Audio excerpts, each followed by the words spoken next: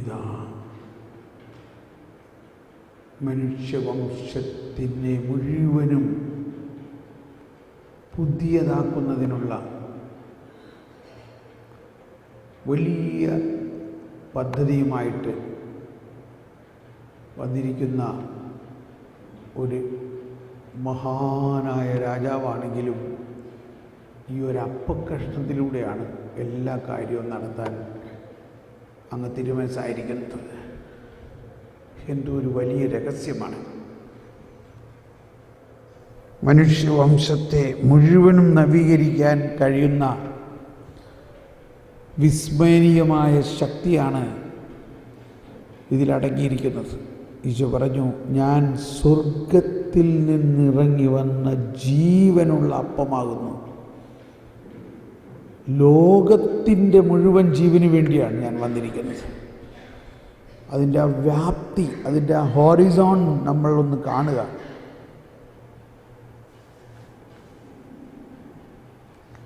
Zero Malabar ആരാധനാക്രമം അനുസരിച്ചൊരു പാട്ട് നമ്മളിങ്ങനെ ആരാധനയ്ക്ക് തുടക്കത്തിൽ പാടുന്ന ഒന്നാണ്. അഖില ലോക നായക വാഴ്ത്തിടുന്നു ഞങ്ങൾ ഈശോനാഥ, പുകഴ്ത്തിടുന്നു നിന്നെ.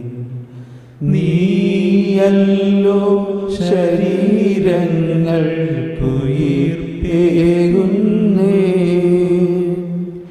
നീ തന്നെ ആത്മാവിന് രക്ഷയേകുന്നു. അഖില ലോകനായക വാഴ്ത്തിടുന്നു ഞങ്ങൾ. വിശ്വസിക്കുക, അഖില ലോകനായകനാണ് നമ്മുടെ ഈശോ. അഖില ലോകനായകൻ. നമ്മളതിൻ്റെ ആ വിശാലമായ ആ വ്യാപ്തി മനസ്സിലാക്കിയാലേ അത് നമ്മുടെ ആത്മാവിലൂടെ ഒഴുകാൻ പറ്റിയതും കൂടിയാണെന്ന്. നമുക്കൊരു നിമിഷം നന്ദി പറയാം. ഇന്ന് വിശുദ്ധ കുംഭസാരത്തിലൂടെ നമുക്ക് കിട്ടിയ ആ കരുണയുടെയും ക്ഷമയുടെയും വലിയ അനുഭവം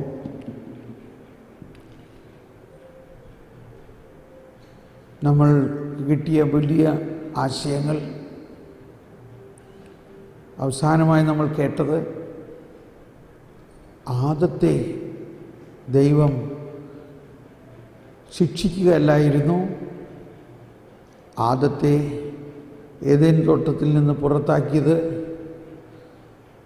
വാസ്തവത്തിൽ അവർ ഇനി ജീവൻ്റെ വൃക്ഷത്തിൽ നിന്നെങ്ങാനും കൂടി പറിച്ച് ഭക്ഷിച്ച്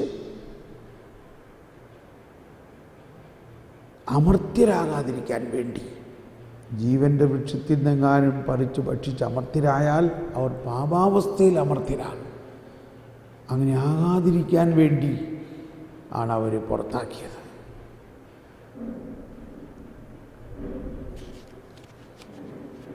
നമുക്കെപ്പോഴും ഒരു ചോദ്യമാണ്, എന്തുകൊണ്ടാണ് ഏദെൻ തോട്ടത്തിൽ ഇതെല്ലാം സംഭവിച്ചത്? ദൈവം ഉണ്ടായിരുന്നല്ലോ അവിടെ. ദൈവം കണ്ടു നിൽക്കെ പിശാച് എങ്ങനെ അവിടെ കയറി? സഭ നമ്മളെ പഠിപ്പിക്കുന്നത് അതെ, ദൈവം അറിഞ്ഞുകൊണ്ട് തന്നെയാണ് ഇതെല്ലാം സംഭവിച്ചതെന്നും ദൈവം ഇത് അനുവദിച്ചത് അതിൽ നിന്ന് തന്നെ വലിയ നന്മ പുറപ്പെടുവിക്കാൻ ദൈവത്തിന് കഴിയാം എന്നതുകൊണ്ടാണ്. സഭയുടെ പ്രബോധനത്തിൽ 412 ഖണ്ഡികയിൽ പറയുന്നത്,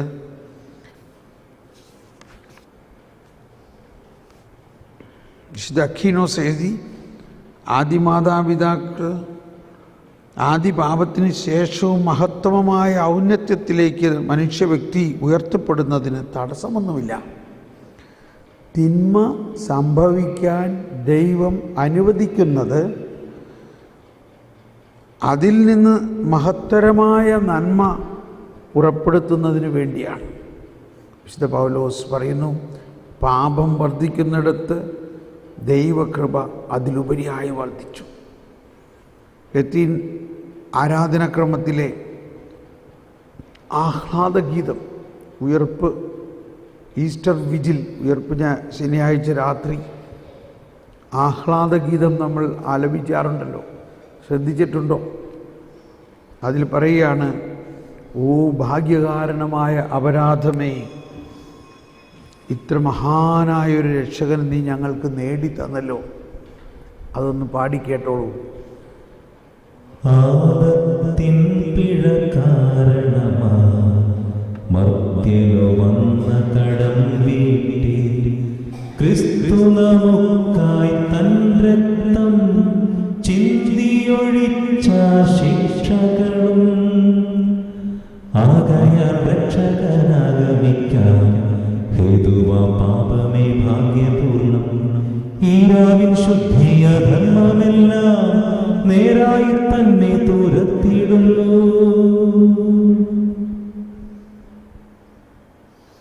ഓ ഭാഗ്യകാരണമായ അപരാധമേ!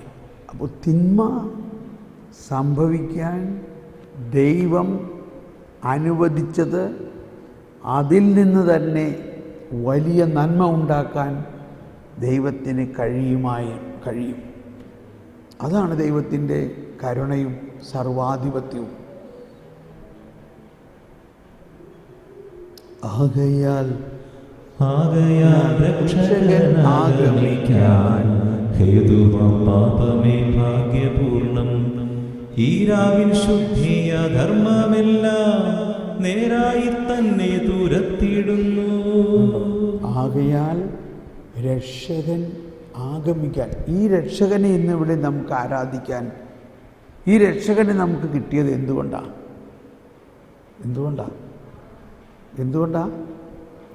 ആദം പാപം ചെയ്തതുകൊണ്ടാണ്.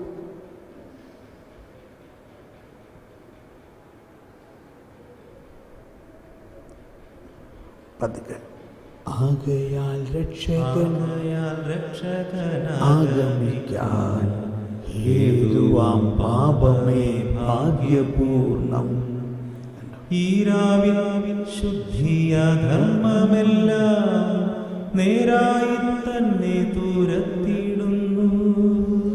ആദത്തിൻ പിഴ കാരണമായി മർത്യനു വന്ന കടം വീട്ടാൻ ക്രിസ്തു നമുക്കായി തൻ രക്തം ചിന്തിയൊഴിച്ച ശിക്ഷകളും.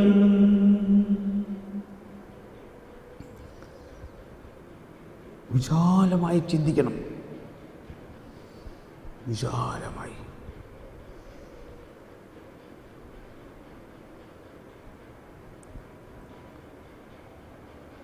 നമ്മുടെ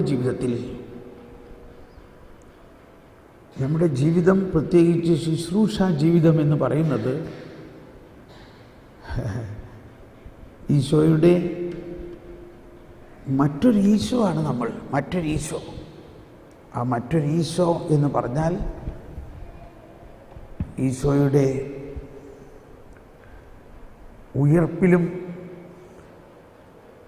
പങ്കാളിത്തം ഉണ്ടാകണമെങ്കിൽ ഈശോയുടെ പീഠാനുഭവത്തിൽ പങ്കാളിത്തം ഉണ്ടാകണം. അതുകൊണ്ടാണ് ഈശോ പറഞ്ഞു, എൻ്റെ ശിഷ്യനാകാൻ ആഗ്രഹിക്കുന്നവൾ എന്തു ചെയ്യണം? തന്നെ പരിത്യജിച്ച് സ്വന്തം കുരിശും എടുത്ത് എൻ്റെ പിന്നാലെ വരുവിൻ. ടേക്ക് അപ്പ് എന്നെല്ലാവരും പറഞ്ഞ്, ടേക്ക് അപ്പ് എന്നെല്ലാവരും പറഞ്ഞ്, take up your own cross. ഈശോയുടെ മുമ്പിൽ നമ്മളിരിക്കുമ്പോൾ വീണ്ടും നമ്മൾ ആ ഗെത്സമനി എന്ന് പറയുന്നത്, ഈശോ പറയാണ്, സങ്കീർത്തനങ്ങളിലെല്ലാം പറയുന്നൊരു കാര്യം ഇതാണ്, എന്നെ ഒന്ന് ആശ്വസിപ്പിക്കാൻ ആരെങ്കിലും ഉണ്ടോ? ആരെയും കണ്ടില്ല. ഇതായിരുന്നു അന്നത്തെ ആ രാത്രിയിൽ. എന്നാൽ ഇന്ന് അല്ലെങ്കിൽ അന്ന് മാലാഖ അയച്ചു.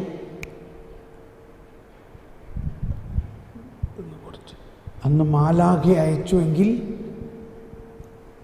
ഇന്ന് മാലാഖയെ ഇനി അയക്കണോ? ഈശോയെ ആശ്വസിപ്പിക്കാൻ വേണോ? വേണ്ട. എന്തുകൊണ്ട്? ഇന്ന് നമ്മളെല്ലാവരും ഈശോയെ ആശ്വസിപ്പിക്കാനുണ്ട്. ഇതാണ് നമ്മുടെ വിളിയുടെ ഒരു ഭാഗം. നമ്മളെല്ലാവർക്കും ഈശോ തന്നിരിക്കുന്ന ഒരവസരമാണ് ഈശോയെ ആശ്വസിപ്പിക്കുക എന്ന് പറയുമ്പോൾ സാധാരണ നമ്മൾ ഈശോയിൽ നിന്ന് ആശ്വാസം പ്രതീക്ഷിക്കുകയാണ് സാധാരണ. പക്ഷേ നമ്മൾ ഒരിക്കലും ചിന്തിക്കാറില്ല, ഈശോ നമ്മളെ അത്രമാത്രം സ്നേഹിക്കുന്നു, ബഹുമാനിക്കുന്നു. നീ എനിക്ക് ബഹുമാന്യനാണ്, ആദരിക്കുന്നു, ആശ്വാസം ആഗ്രഹിക്കുന്നു. അത് വലിയ ഒരാശയമാണ്. ഇപ്പം നമ്മൾ സിസ്റ്റർമാർ ഹോം വിസിറ്റിന് എപ്പോഴാണ് നിങ്ങൾ 2-3 വർഷം കഴിയുമ്പോഴോ അതേ വർഷത്തിലൊരിക്കലോ? മദർ തെരേസയുടെ സിസ്റ്റേഴ്സിനൊക്കെ 10 വർഷത്തിലൊരിക്കലാണ് ഹോം വിസിറ്റ്. നിങ്ങൾക്ക് എത്ര പ്രാ? 5 വർഷം, 2 വർഷം. ഓക്കെ. അപ്പം നിങ്ങൾ ഹോം വിസിറ്റിന് പോയി ചെല്ലുമ്പോൾ എന്താ, ചാച്ചൻ ആശുപത്രിയിലാണ്. ബാക്കിയുള്ള സഹോദരന്മാർ പോകും, ചേച്ചി റെസ്റ്റ് എടുത്തോട്ടോ, കുറേ നാൾ കഴിഞ്ഞിട്ട് വീട്ടിൽ വരണതല്ലേ, ചേച്ചി റെസ്റ്റ് എടുക്ക്. റെസ്റ്റ് എടുക്കാൻ പറ്റുമോ? പറ്റില്ല. നമ്മൾ എത്ര യാത്ര ചെയ്ത് വന്നേക്കാണെങ്കിലും നമ്മൾ ഇല്ലില്ല, ഞാൻ ചാച്ചൻ്റെ അടുത്ത് ആശുപത്രിയിൽ പോകും. ഒന്നും ചെയ്യാനില്ല അവിടെ. പക്ഷെ അവിടെ ഒന്ന് അടുത്ത് ഇരിക്കുമ്പോൾ ചാച്ചൻ ആശ്വാസമായോ? അതാണ് ആ തരത്തിലുള്ള എന്തോ ഒരു ആശ്വാസമാണ്. നമുക്കെന്തോ ഒരു ആശ്വാസമാണ്. അപ്പോൾ ഈശോ ആഗ്രഹിക്കുന്ന വലിയ ഒരു കാര്യം, നിങ്ങളെൻ്റെ അടുത്ത് വരുവിൻ. എന്നെ ആശ്വസിപ്പിക്കാൻ ആരെയും കാണുന്നില്ല. ഇനി ആശ്വാസം എന്ന് പറയുന്നത് എന്താണ്? ഈശോയുടെ പീഡകളെല്ലാം, ഈ കുരിശുമരണം, ഈ വേദന എല്ലാം നിത്യതയിലേക്ക് പ്രവേശിച്ചിരിക്കുന്നു. നിത്യതയിലേക്ക്. ഇന്നും ഒരു വശത്ത് ഈശോ വേദനിച്ചു കൊണ്ടിരിക്കുന്നു, മറുവശത്ത് ഈശോ ഉയർത്തെഴുന്നേറ്റിരിക്കുന്നു. അപ്പോൾ ആ വേദനിക്കുന്ന ഈശോയുടെ വേദന നമ്മൾക്ക് അനുഭവപ്പെടും. എന്തുകൊണ്ടാണ് പഞ്ചക്ഷതമൊക്കെ ഇപ്പോഴും അനുഭവപ്പെടുന്നത്? വേദനിക്കുന്ന ഈശോ നമ്മളിലുണ്ട്. നമ്മൾ 1 മണിക്കൂറെങ്കിലും ഈശോയുടെ പീഡാനുഭവത്തെക്കുറിച്ചൊന്ന് ധ്യാനിക്കുകയാണെങ്കിൽ പഞ്ചക്ഷത വേദന നമുക്കുണ്ടാകും. ക്ഷതമുണ്ടായില്ലെങ്കിലും വേദന ഉണ്ടാവും. ഈ 5 പോയിന്റുകളിൽ നമുക്ക് വേദന ഉണ്ടാവും. നമ്മൾ ഈശോയുടെ പീഡനെക്കുറിച്ച് 1 മണിക്കൂറൊന്ന് ധ്യാനിച്ചാൽ മതി. അപ്പോൾ നമ്മുടെ ഈശോയുടെ വേദനയിൽ നമുക്ക് ആശ്വസിപ്പിക്കണമെങ്കിൽ വാസ്തവത്തിൽ നമ്മൾ വേദനിക്കുമ്പോഴേ അത് സാധിക്കുകയുള്ളൂ. നമ്മൾ വേദനിക്കാതെ ഒരു സന്തോഷത്തിമിർപ്പിലാണെങ്കിൽ ഈശോയെ ആശ്വസിപ്പിക്കാൻ പറ്റില്ല. അതാണ് നമ്മുടെ സ്പിരിച്വാലിറ്റിയുടെ ഒരു പ്രത്യേകത. പ്രത്യേകിച്ച് ഫ്രാൻസിസ്കൻ സ്പിരിച്വാലിറ്റിയുടെ എല്ലാം പ്രത്യേകത. അതുകൊണ്ടാണ് ഞങ്ങളൊക്കെ ചെറുപ്പത്തിലെ, അല്ലെങ്കിൽ നമ്മളൊക്കെ ഇതിനകത്തേക്ക് വരുമ്പോൾ വലിയ ആകാംക്ഷയായിരുന്നു. ഞാനൊക്കെ അന്ന് ചെരുപ്പൊക്കെ ഇല്ലാണ്ട് കുറേ നാളൊക്കെ നടന്നതാണ്, ഫ്രാൻസിസിനെ പോലെയൊക്കെ. ഭക്ഷണത്തിൽ ചാരമൊക്കെ ഇട്ടിരുന്ന കഴിച്ചിരുന്നെന്നാണ് പറയണേ അദ്ദേഹം. എന്തിനാ? ഒരു രുചിയുള്ളത് കഴിക്കരുതെന്നാണ്, എൻ്റെ ഈശോയെ ആശ്വസിപ്പിക്കാൻ വേണ്ടി. കയ്പുനീര് കുടിക്കുന്ന ഈശോയെ ആശ്വസിപ്പിക്കാൻ വേണ്ടി. എനിവേ, ഞാൻ ആ എക്സ്ട്രീം കാര്യമല്ല പറയുന്നത്. പക്ഷേ ഇപ്പോഴത്തെ നമ്മുടെ ഇന്നത്തെ ഈ ശുശ്രൂഷയിൽ നമ്മൾ പരിഗണിക്കാൻ പോകുന്നത് നമ്മുടെ ജീവിതത്തിലുള്ള വേദനകൾ. ആ വേദനകളെല്ലാം ദൈവം അറിഞ്ഞുകൊണ്ട് തരുന്നതാണ്. അറിഞ്ഞുകൊണ്ട്.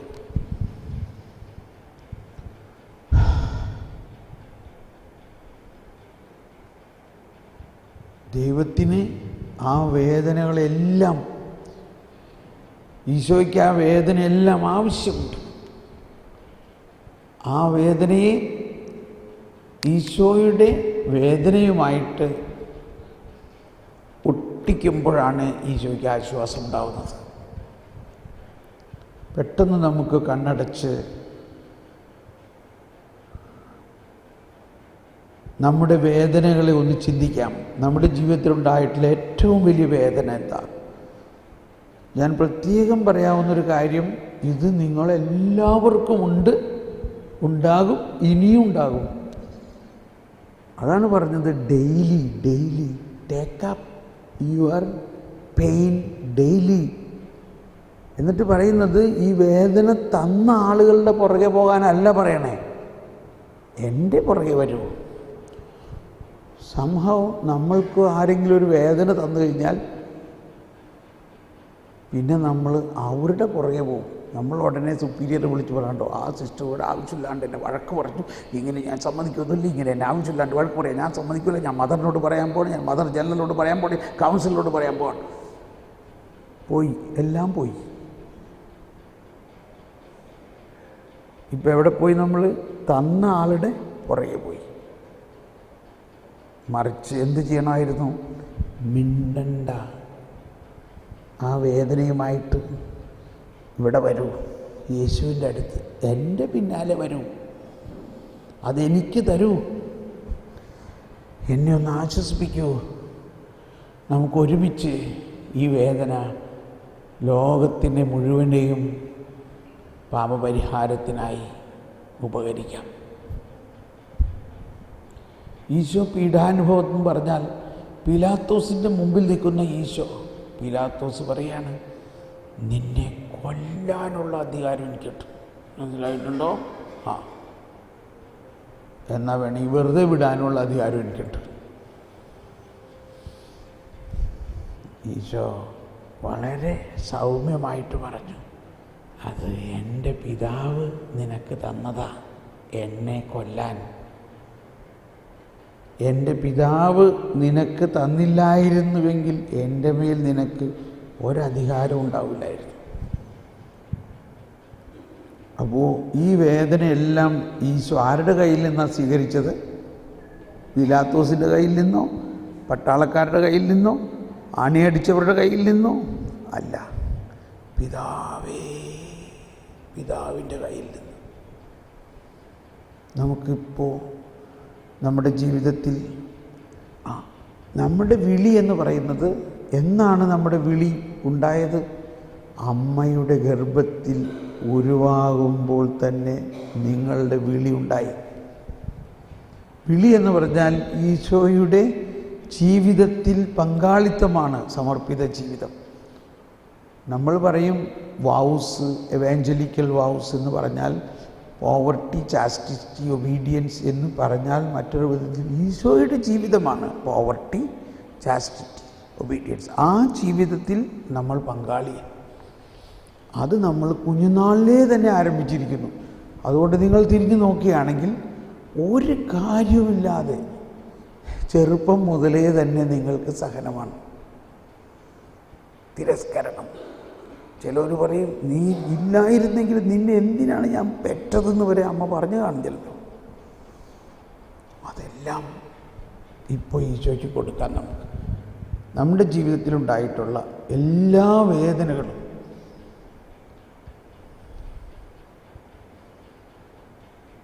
ഈശോ അറിഞ്ഞിട്ടാണ് ഉണ്ടായത്. അതാരുടെയെല്ലാം കയ്യിൽ നിന്നായാലും, അപ്പൻ്റെ കയ്യിൽ നിന്നായാലും, അമ്മയുടെ കയ്യിൽ നിന്നായാലും, സഹോദരന്മാരുടെ കയ്യിൽ നിന്നായാലും,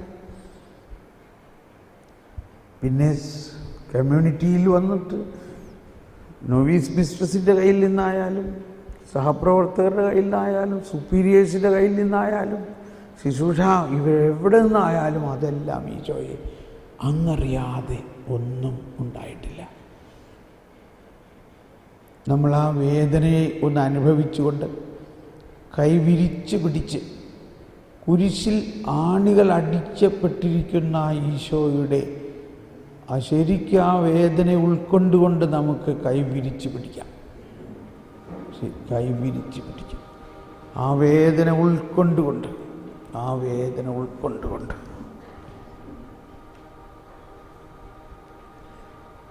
യേശുവിൻ്റെ പിന്നാലെ.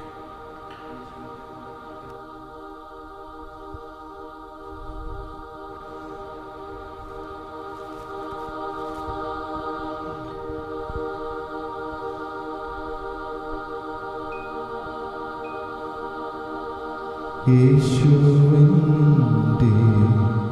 പിന്നാലെ ഞാൻ പോകുവാനെന്നാത്മാവിൽ തീരുമാനം ചെയ്തു മേലിൽ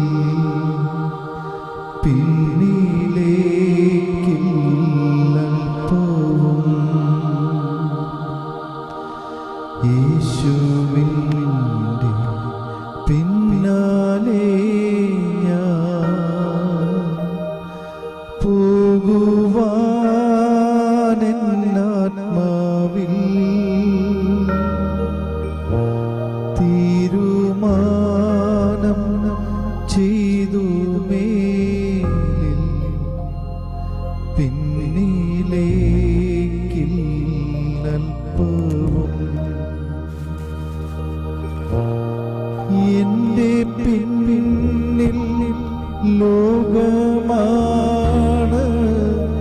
എന്റെ മുന്നിൽ ക്രൂശതും പൂർണ്ണമായി സമർപ്പിച്ചുകൊണ്ട് എല്ലാ വേദനകളെയും ഈശോയ്ക്ക് സമർപ്പിച്ചു. ചെയ്തു മേലിൽ എല്ലാ ഭാരവും പിന്നിലേക്കില്ലൽപ്പവും എന്റെ പിന്നിൽ ലോകമാണ്,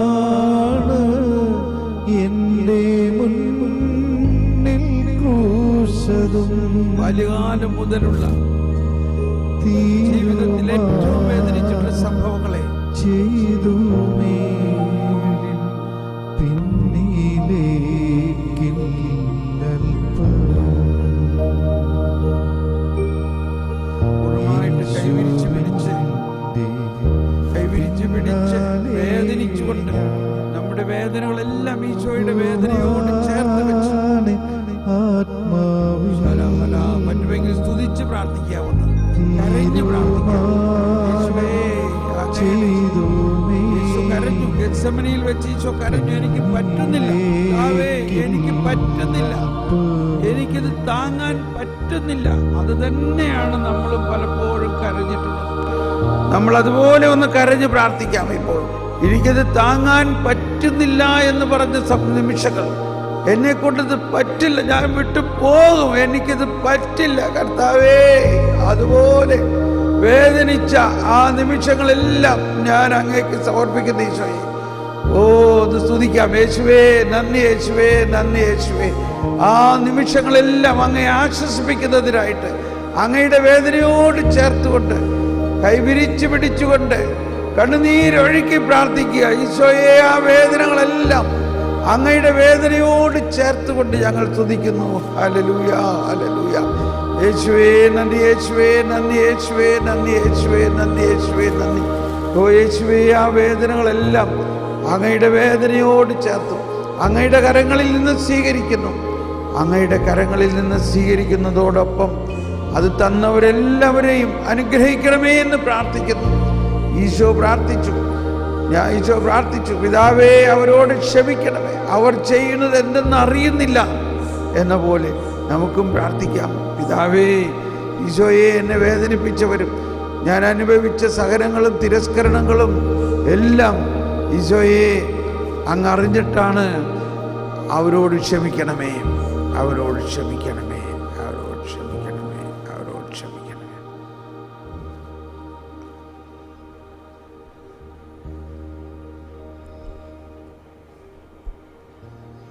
നിന്റെ ഭാരം കർത്താവിനെ ഏൽപ്പിക്കുക,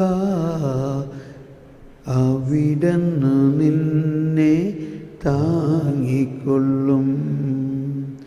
നിന്റെ ഭാരം കർത്താവിനെ ഏൽപ്പിക്കുക, അവിടുന്ന് നിന്നെ താങ്ങിക്കൊള്ളും. നീതിമാൻ കുലുങ്ങാൻ അവിടുന്ന് സമ്മതിക്കുകയില്ല. നീതിമാൻ കുലുങ്ങാൻ അവിടുന്ന് സമ്മതിക്കുകയില്ല.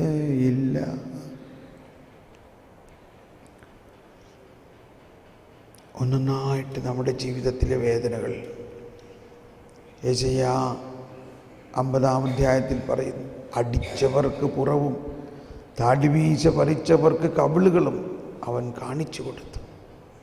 നിന്ദനത്തിൽ നിന്നും തുപ്പലിൽ നിന്നും അവൻ മുഖം തിരിച്ചില്ല.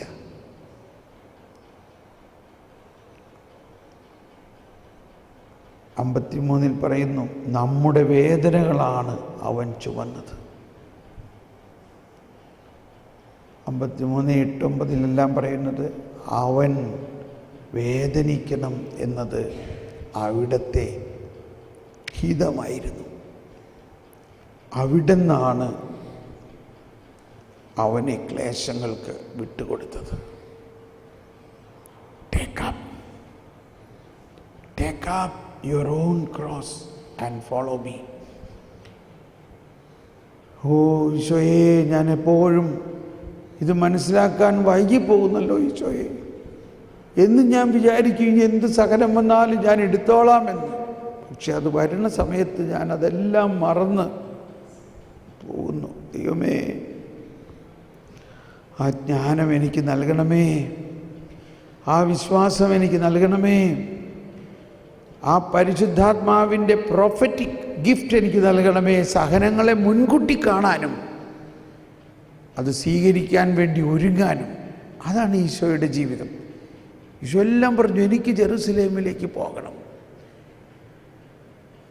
പ്രധാന പുരോഹിതന്മാരാലും പ്രീശന്മാരാലും ഞാൻ തിരസ്കരിക്കപ്പെടുകയും പീഡിപ്പിക്കപ്പെടുകയും ചെയ്യണം. പൗലോസ്ലീഹ പറയാറുണ്ട്, ഓരോ പട്ടണങ്ങളിലും എനിക്ക് എന്താണ് ഒരുക്കി വച്ചിരിക്കുന്നതെന്ന് എനിക്ക് മുൻപേ അറിയാം. ക്ലേശങ്ങളും പീഡനങ്ങളും കല്ലേറും തടവറയും. എന്നിട്ട് അവരാരും അതിൽ നിന്ന് ഒഴിഞ്ഞു മാറുകയല്ല. ഓ ഈശോയെ,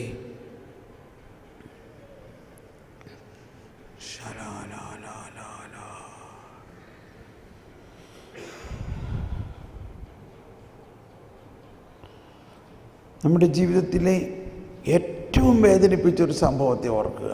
നമ്മൾ ഏറ്റവും വേദനിപ്പിച്ച ഒരു സംഭവം,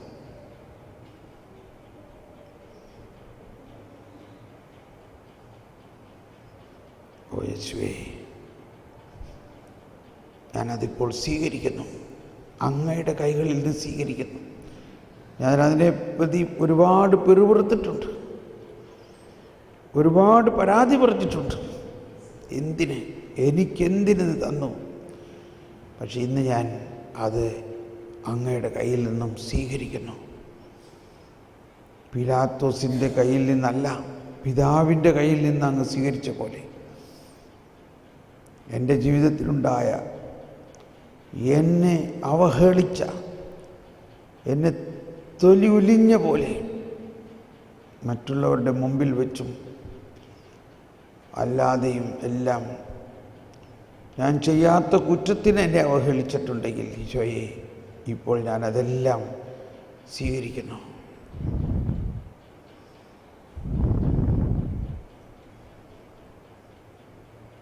സങ്കീർത്തനം 55 പറയുന്നുണ്ട്, ശത്രുവല്ല, എൻ്റെ എതിരാളിയല്ല, എന്നാൽ എൻ്റെ സഹചരനും എൻ്റെ ഉറ്റ ചങ്ങാതിയുമായ നീ തന്നെയാണിത് ചെയ്തത്. നമ്മൾ ഉള്ളു തുറന്ന് സംസാരിക്കുമായിരുന്നു, നമ്മൾ ഒന്നിച്ച് ദേവാലയത്തിൽ കൂട്ടായ്മ ആചരിക്കുമായിരുന്നു. ആ നീയാണിത് ചെയ്തത്. ഇത് യേശുവിന് വരാനിരിക്കുന്ന വഞ്ചനകളെക്കുറിച്ചും തിരസ്കരണങ്ങളെക്കുറിച്ചുമാണ്. നമ്മളും തിരസ്കരിക്കപ്പെടുകയും വഞ്ചിക്കപ്പെടുകയും ഒറ്റിക്കൊടുക്കപ്പെടുകയും എല്ലാം സംഭവിക്കേണ്ടിയിരിക്കുന്നു. സംഭവിച്ചിട്ടില്ലെങ്കിൽ അത് സംഭവിക്കണം. എങ്കിൽ മാത്രമേ ഈശോയുടെ ജീവിതവുമായിട്ട് പൂർണ്ണമായി നമുക്ക് ലയിക്കാൻ പറ്റുകയുള്ളൂ.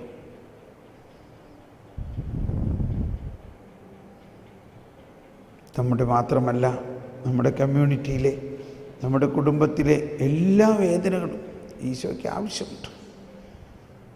ചില കുടുംബങ്ങൾ ദരിദ്രരാണ് നമ്മൾ. ആ ദാരിദ്ര്യം വേണം ഈശോയ്ക്ക്, അത് കളയണ്ട.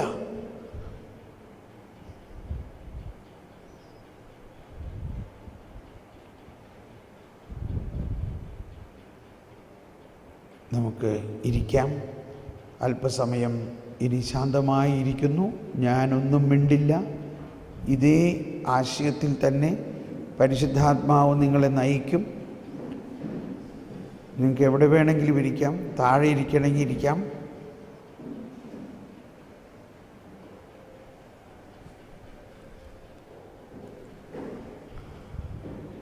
ഇവിടെ അടുത്ത് വന്നിരിക്കണമെങ്കിലും ഇരിക്കാട്ടോ.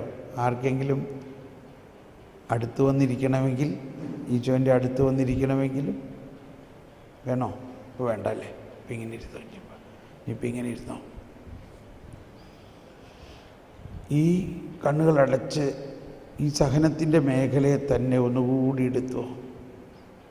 എല്ലാം ഈശോയ്ക്ക് കൊടുത്ത് എല്ലാം കൃപയാക്കി മാറ്റും.